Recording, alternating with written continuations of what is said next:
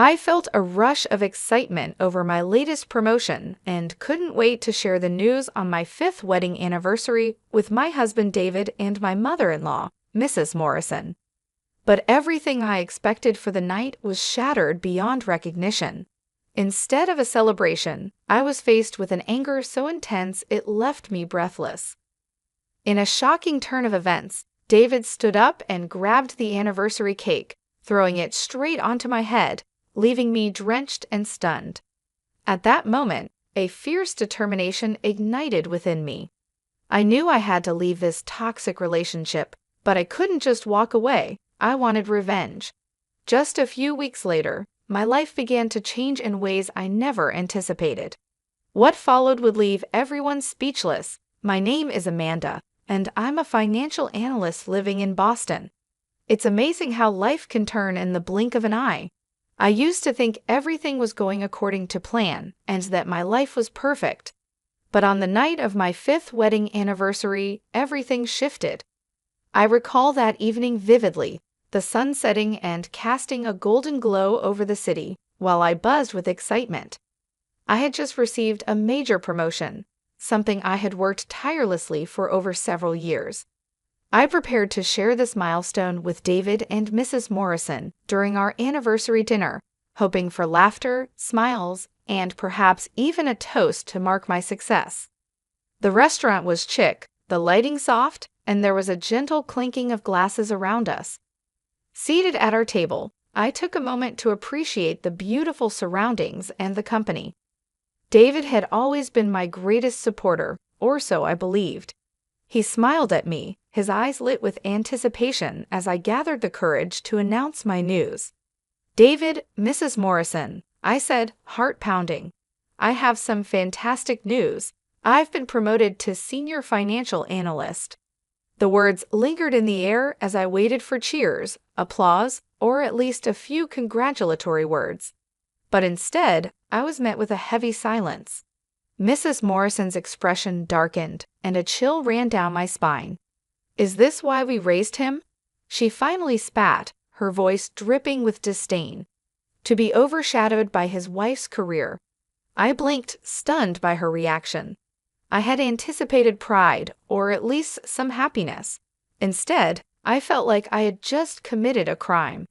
David shifted uncomfortably in his seat, and I saw the conflict in his eyes. He wanted to support me, but he was caught between me and his mother. "Mom, it's great news for Amanda.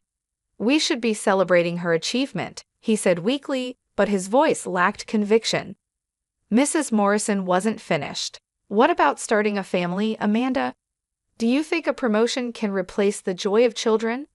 Her words were a sharp blade, cutting deep, and I felt a wave of anger rise.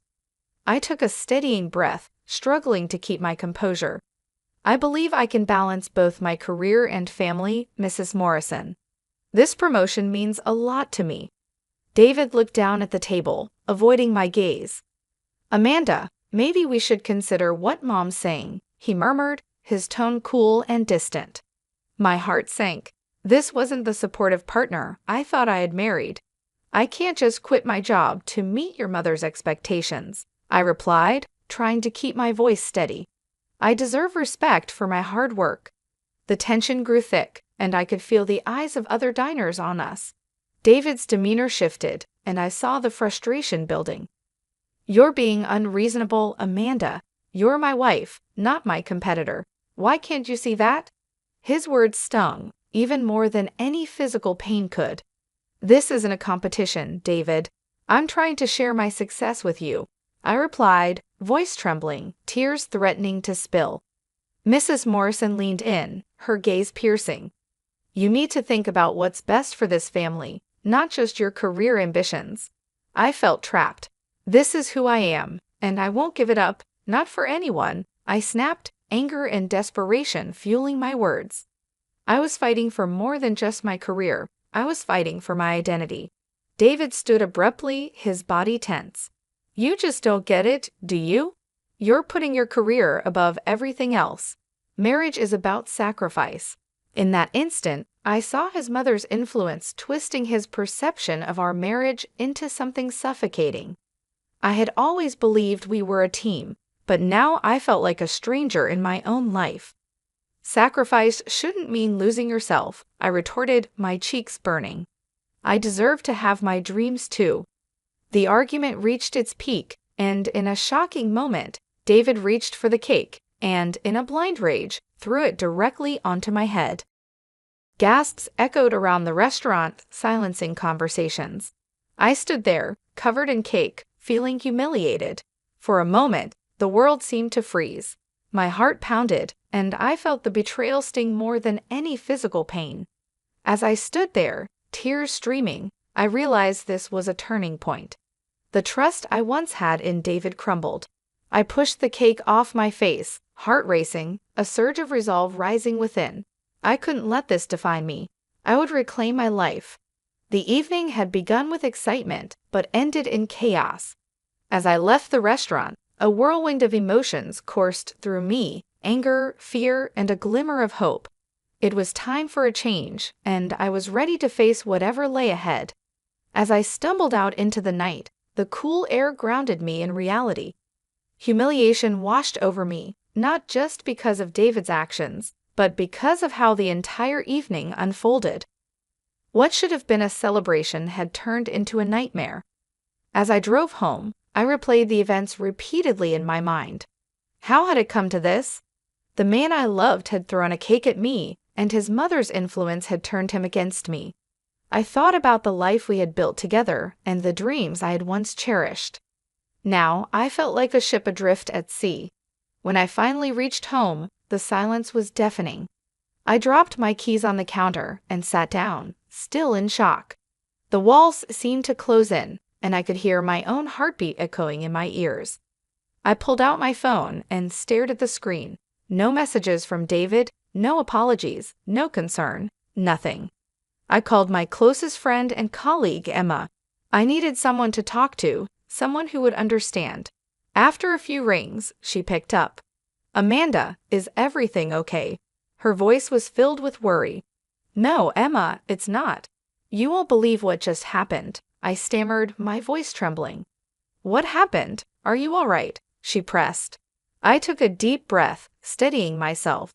I announced my promotion at our anniversary dinner, and everything spiraled out of control. Mrs. Morrison lashed out, and then David, he threw the cake at me, I whispered, disbelief still coloring my tone. A heavy silence hung in the air for a moment. "Oh my God, Amanda, are you hurt?" she asked, alarm rising. "I'm fine physically, but emotionally, I don't know. I feel like everything I believed about our marriage has crumbled," I admitted, my voice breaking. "Listen, you need to get out of that situation. You don't deserve to be treated like this," Emma said firmly, her words a lifeline pulling me back from the edge of despair. "I know, but it's complicated. We've been together for years, and I thought we were happy," I replied, voice cracking under the weight of emotion. "Sometimes the people we love can change, especially under pressure. You need to think about what's best for you now," she urged gently. As I listened, a wave of realization washed over me. I had sacrificed so much for this relationship, and now I was left feeling lost and alone. "I think I need to speak to a divorce attorney," I whispered finally, the words tasting foreign yet strangely liberating. "Do it. I'll be here for you every step of the way," Emma assured me. "You deserve happiness." After hanging up, I felt a mix of fear and determination. The thought of taking that step terrified me, but it was also empowering. I knew I had to reclaim my life, and that meant making hard choices.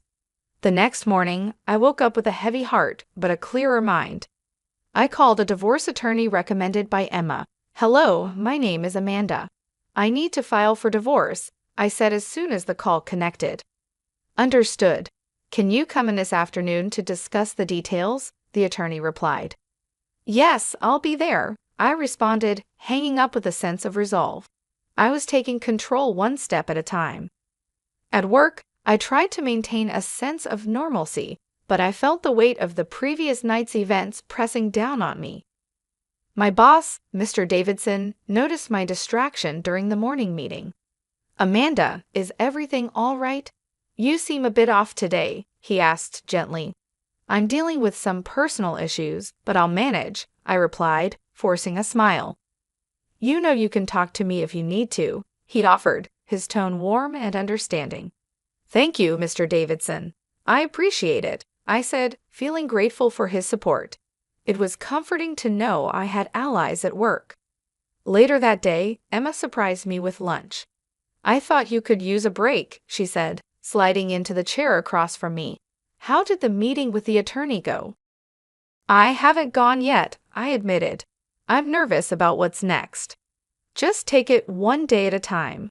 You're stronger than you think, Amanda," she encouraged. Her words sparked a tiny flame of hope. As the afternoon wore on, I lost myself in my work, trying to escape the emotional turmoil churning inside. I focused on numbers, spreadsheets, and analysis, anything to keep my mind occupied. Finally, it was time for my appointment with the attorney. I took a deep breath before stepping into the office, my heart pounding. The attorney, a poised middle-aged woman named Susan, greeted me with a warm smile. "Let's get started," Susan said, her tone professional yet empathetic. "Tell me what's been going on." I poured out my story, detailing the emotional and mental struggles I had faced. As I spoke, a sense of empowerment grew within me. I wasn't just a victim anymore, I was taking action. "Amanda, it sounds like you've made the right choice for yourself. You deserve to be in a healthy, supportive environment," Susan said, her words resonating deeply. After our meeting, I left the office feeling a mix of anxiety and exhilaration. I had taken a significant step toward reclaiming my life. The path ahead would be challenging, but I was ready to face it. I would no longer be defined by someone else's expectations. I would find my voice, my strength, and my freedom. The weeks following that anniversary dinner were a whirlwind of emotions and hard decisions.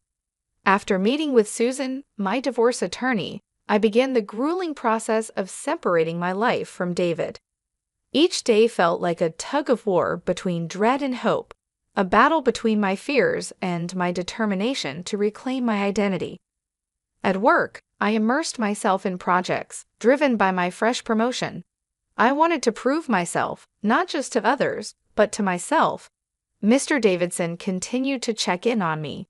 "Amanda, you're doing exceptional work. If you ever need to talk, I'm here," he said one afternoon. "Thank you, Mr. Davidson. I appreciate your support," I replied sincerely. One evening, Emma texted me, "Let's celebrate your new beginning. Drinks this weekend?" Her message made me smile. I needed an escape and a chance to feel normal again. "Absolutely. I could use some fun," I replied, excitement bubbling within me. That Saturday, we met at a lively bar downtown. The atmosphere was welcoming, and I felt a rush of energy as I walked in. Emma waved from a corner table, and I joined her, feeling the weight of the past few weeks begin to lift.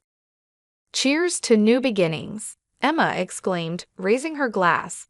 "To new beginnings," I echoed, clinking my glass against hers. We chatted about work, my promotion, and the future.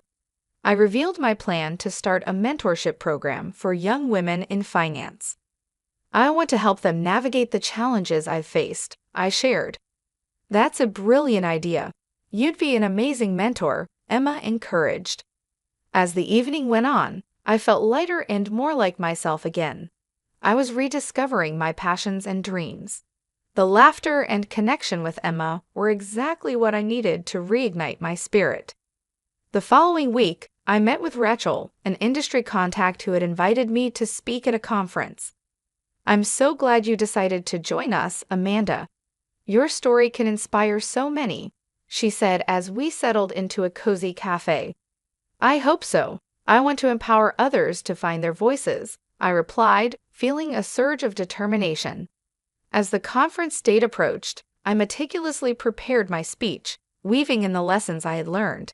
The night before, I practiced in front of the mirror, a blend of nerves and excitement swirling within me.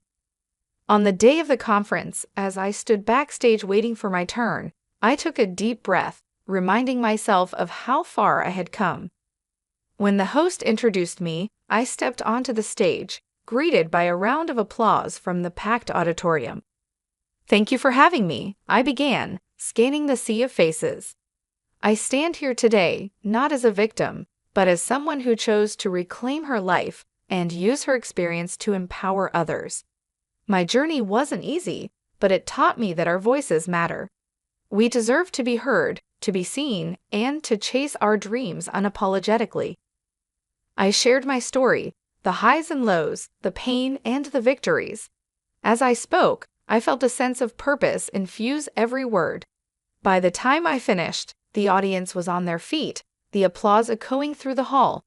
Women approached me afterward, sharing their stories and thanking me for my honesty. I realized then that my pain had transformed into a source of strength, not just for myself, but for others as well. In the days following the event, I received messages from women across the country who had been moved by my speech. They wanted to join my mentorship program, to learn how to navigate the professional world with confidence and resilience. My small initiative had blossomed into something much larger than I had ever anticipated. Even though I was thriving, David's shadow still loomed occasionally. I'd see his name pop up in emails or hear through mutual friends that he was struggling to move on. But I remained steadfast. I had made my choice, and I wasn't going to look back. One evening, as I sat in my cozy apartment, reflecting on everything that had happened, I felt a sense of peace wash over me. I was no longer defined by the hurt David had caused. I had built something meaningful, not just for myself, but for others too. My life was full of purpose, and I had found my voice again. A few months later, my program received a nomination for a prestigious award recognizing contributions to gender equality in the workplace. I was stunned and humbled. When the night of the award ceremony arrived, I found myself surrounded by supportive colleagues and friends, including Emma, who had been my rock through everything. The host called my name, and I made my way to the stage, the applause filling my ears. "I'm honored to receive this award," I said, gripping the microphone. "But this isn't just my achievement. It's the achievement of every woman who has ever been told that her dreams were less important, that her voice didn't matter. We all deserve to be heard, and we all deserve to succeed." Tears pricked my eyes as I spoke. This moment was more than I could have ever imagined. I was no longer just Amanda, the woman who had struggled to find her place. I was Amanda, a mentor, an advocate, and a beacon of hope for others. As I stepped off the stage, Emma enveloped me in a tight hug. "You did it," she whispered, her voice thick with emotion. "We did it," I corrected, smiling through the happy tears. "I couldn't have gotten here without you." In the months that followed, my life continued to evolve. The mentorship program expanded, reaching even more young women eager to learn and grow. I traveled to different cities, sharing my story and connecting with others who had faced similar struggles. One day, after wrapping up a workshop in New York, I received an unexpected call. It was from a major publishing company interested in turning my story into a book. They believed my journey could inspire countless others, and they wanted to share it with a broader audience. I was speechless. Writing a book had never crossed my mind, but the opportunity felt like the culmination of everything I had been working toward. I agreed, and soon, I found myself poring over my experiences, each chapter a testament to resilience and growth. When the book was published, it received an overwhelming response. Readers from all over the world reached out, sharing how my story had given them hope and courage. I knew then that I had truly turned a painful chapter of my life into something positive. The book's success opened new doors. I was invited to speak on television, attend major events, and consult with companies on how to create more inclusive work environments. My life, once so broken and uncertain, had transformed into a journey of purpose and empowerment.